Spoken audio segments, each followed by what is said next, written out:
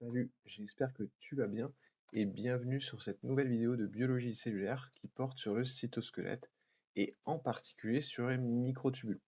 Aussi, j'en profite, il y a près de 80% des personnes qui regardent mes vidéos qui ne sont pas abonnées, alors que pourtant la chaîne cumule des milliers de vues. Donc vraiment, je t'invite à t'abonner. Moi, ça m'encourage à continuer. Je t'invite aussi à mettre un pouce vers le haut. Ça m'encourage à continuer et surtout fournir un travail de qualité pour vraiment vous aider à réussir au mieux la première année de santé, médecine et puis aussi dans les sciences fondamentales comme la biologie cellulaire, biochimie, etc. Et donc justement, à propos de ça, aujourd'hui, on parle des microtubules qui sont très impliqués au niveau des centrosomes, qu'on va retrouver impliqués dans la division cellulaire pour la ségrégation des chromosomes, mais aussi au niveau des axonèmes pour les cils par exemple et les flagelles. Sujet passionnant, je t'invite avec moi aujourd'hui. Ce qui est aussi passionnant sur les microtubules, c'est qu'on les retrouve dans des maladies, je vais te le présenter à la fin de cette vidéo, la maladie d'Alzheimer, le cancer, donc c'est vraiment des sujets passionnants et vraiment importants, donc reste jusque-là. Donc maintenant, on va aborder les fonctions des microtubules qui sont vraiment très importantes à maîtriser. Il va y avoir vraiment plein de questions de QCM là-dessus.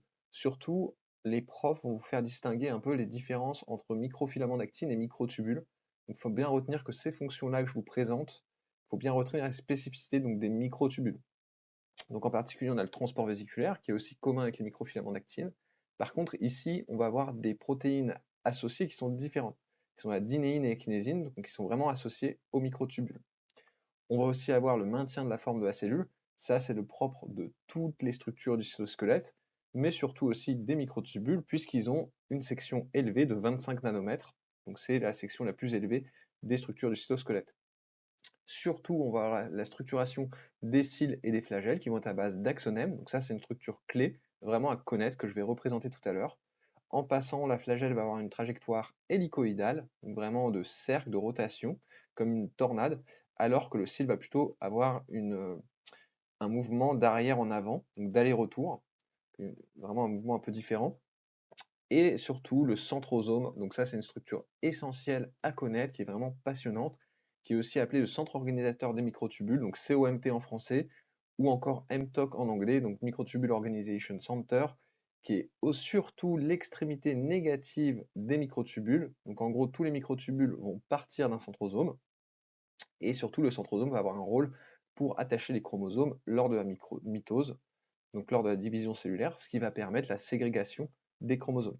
Là justement, on a une image en microscopie à fluorescence où on a deux centrosomes, donc un ici, un autre ici, donc ils vont tous les deux se retrouver dans les deux cellules phi, et ils vont tous les deux attirer à eux les chromosomes, tout en aussi conservant un cytosquelette pour la nouvelle cellule phi.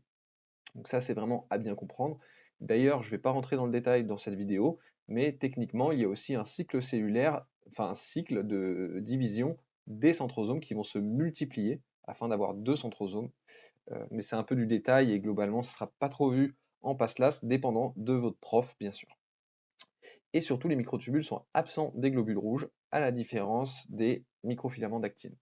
L'absence de ces microtubules va permettre aux globules rouges d'avoir une structure vraiment flexible, en forme biconcave, ce qui va leur permettre de se faufiler par exemple dans les capillaires sanguins, donc des vaisseaux de très faible diamètre.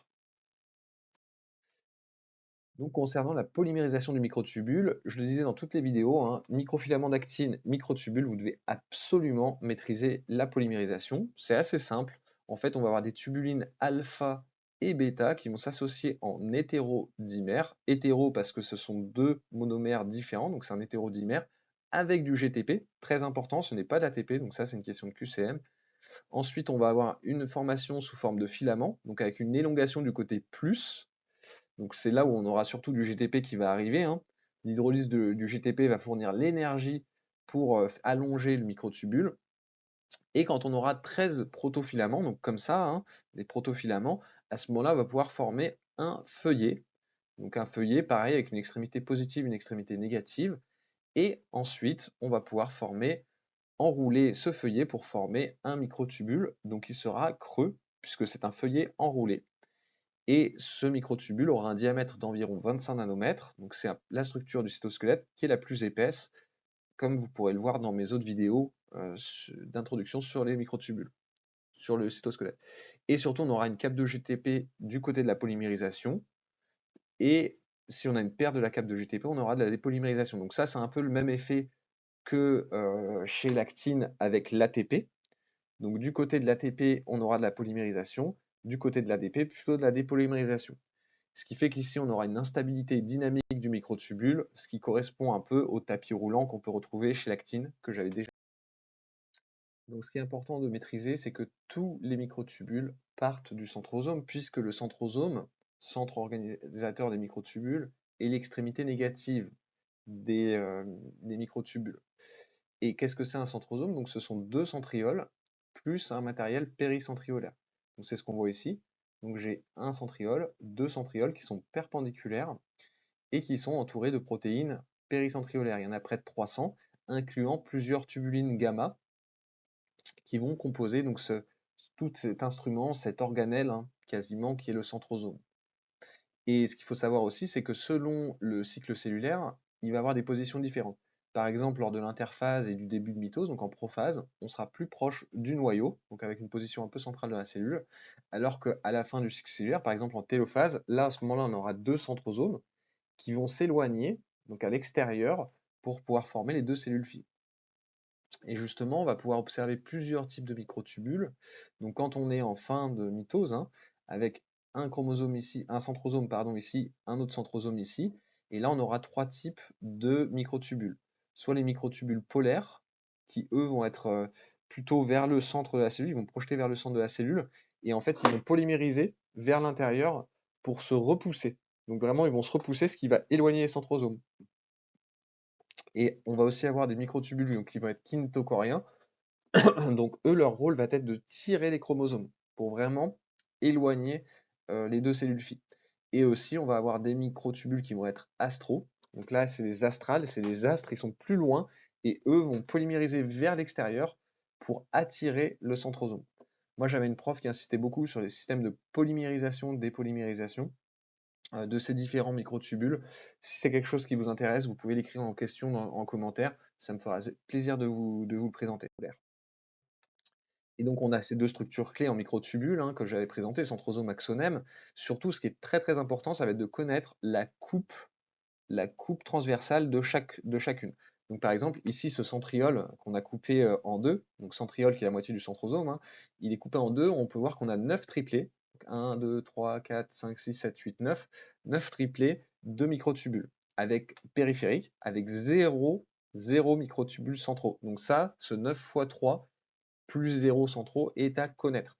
Là, je vous donne un tips pour le retenir, donc une astuce, les triplés, on peut penser à l'organisation, et aussi au fait qu'on va avoir des microtubules polaires, astro et kinétochoriens. Donc ça, on peut le retenir facilement. À l'inverse, les axonèmes, donc là aussi, il faut connaître la coupe. La coupe, ça va être 9 doublés avec un doublé central. Donc 9 doublés périphériques plus 2 centraux. Ici, le doublé central, on peut retenir qu'il a un rôle moteur. Aussi, j'en profite, nous, dans notre fac, il fallait absolument connaître ce schéma ici, donc avec le crochet, donc il y a un crochet, un corps basal, un O-ring, L-ring, enfin différentes structures, nous on devait le connaître, ça dépend beaucoup des facs, c'est pour ça que je ne vais pas rentrer trop dans le détail, je vous présente que le général qui est commun à toutes les facultés de médecine. Aussi, d'autres choses à connaître, selon les facs encore, c'est connaître les différentes protéines qui vont être constituées dans cette rosace, dans ces rosaces. Donc on va avoir la nexine, la dinéine, différentes protéines à connaître. Je le détaille pas trop parce que ça dépend encore des facs. Et là, ça c'est une question type de QCM. Attention, les cils et les flagelles ne sont pas des microvillosités. Donc ça, c'est une question très intéressante. C'est des questions qu'on peut retrouver en histologie, en biologie cellulaire, en physiologie, enfin dans plein de matières. Les microvillosités ne sont pas des cils des flagelles. Les microvillosités sont à base d'actine, mais pas de microtubules, à la différence des cils et des flagelles qui sont à base de microtubules. Et aussi, selon leur qualité, les microvillosités ne sont pas mobiles, alors que les cils et les flagelles sont mobiles. Voilà des questions clés. Ça, c'est des choses que j'avais déjà présentées dans une vidéo short. Donc la kinésine et la dinéine, qui sont des protéines motrices, qui vont se déplacer sur les microtubules et qui vont permettre le déplacement donc, de cargo, par exemple de vésicules ou encore d'organelles soit dans un sens antérograde pour la kinésine, donc vers la membrane, soit dans un sens rétrograde, par exemple pour la dynéine, vers le noyau. Et il faut savoir qu'au niveau de la tête de ces protéines motrices, on va avoir une activité ATPasique, c'est-à-dire qu'on va avoir de l'ATP qui va être hydrolysé pour permettre le mouvement. Je vous invite à aller voir mes vidéos short. Ce qui est aussi passionnant par rapport aux microtubules, c'est qu'ils sont impliqués dans plusieurs maladies humaines, que ce soit par exemple la maladie d'Alzheimer ou encore le cancer. Et justement, d'ailleurs, moi, c'est quelque chose qui m'a beaucoup poussé à étudier les sciences fondamentales. C'est en me disant qu'un jour, ça me permettrait de guérir des personnes. Tout ça en étudiant les sciences. Je trouve que quand même c'est gratifiant, c'est quelque chose de passionnant.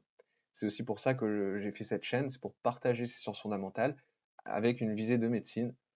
Et donc justement, qu'est-ce qu'on retrouve dans la maladie d'Alzheimer? On peut retrouver donc une déstructuration des microtubules dans certaines zones du cerveau, et ce qui va entraîner donc la perte de mémoire. Et en particulier, normalement, dans la situation physiologique, donc normale, on a des protéines stabilisatrices, qui sont appelées les protéines Tau, donc qui vont permettre de stabiliser ces microtubules.